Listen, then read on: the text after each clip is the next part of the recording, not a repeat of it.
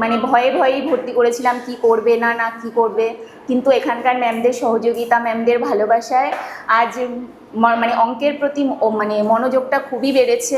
খুবই ভালো লাগছে। একদম ছোট বয়সে ভর্তি করেছিলাম, বলবো যে মানে নির্ভয়ে নির্দ্বিধায় ভর্তি করতে পারো, কোনো অসুবিধা নেই। বাচ্চার উন্নতি ছাড়া অবনতি হবে না।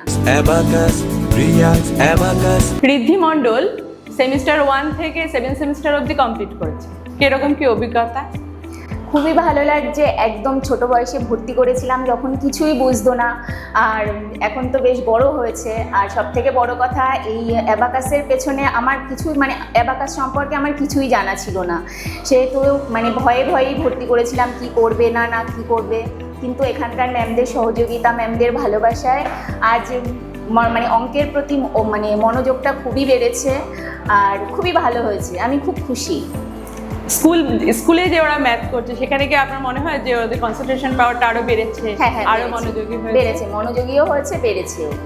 আচ্ছা, এরপরে যদি কেউ আপনার কাছে রেফারেন্স চায় প্রিয়াংস অ্যাবাকাসে ভর্তি করার জন্য, আপনি কি বলবেন? একদম বলবো যে মানে নির্ভয়ে নির্দ্বিধায় ভর্তি করতে পারো, কোনো অসুবিধা নেই। বাচ্চার উন্নতি ছাড়া অবনতি হবে না, এটুকু বলতে পারি।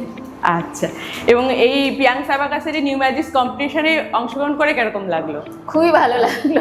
খুব ভয় পেয়েছিলাম যে কি করবে না না করবে, কিন্তু না, খুবই ভালো লেগেছে, খুবই ভালো লেগেছে।